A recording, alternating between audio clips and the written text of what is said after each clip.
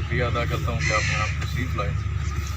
यहाँ पे इस वक्त मौके पे हम 2 भाई नहीं बल्कि 3 भाई मौजूद हैं। सरदार अहमद हसन खान भी हमारे भाई हैं।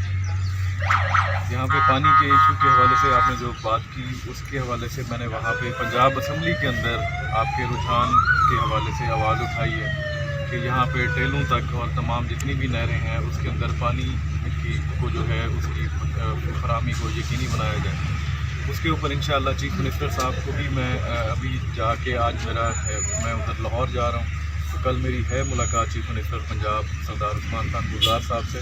मैं उनको भी ये गोश गुजार करूँगा, आपके जो मसाइल हैं इंशाअल्लाह उनसे उनको आगाह करूँगा और बहुत जल्द आपका जो पानी का मसला है उसका वो हल हो जाएगा। इसके अलावा यहाँ पे बहुत ज़्यादा बुनियादी सहूलियात का फुकदान है। जैसे आपने बताया ये पूरा क्योंकि पसमानदा तरीन इलाका है, रुझान की जो बेल्ट है बिल्कुल पसमानदगी की इंतहा है। उस हवाले से भी हम चीफ मिनिस्टर साहब के गोशगुजार गाए बगाए चीज़ें करते रहते हैं और बहुत जल्द इंशाअल्लाह आप देखेंगे कि यहाँ पे तब्दीली आपको नज़र आएगी। बहुत शुक्रिया।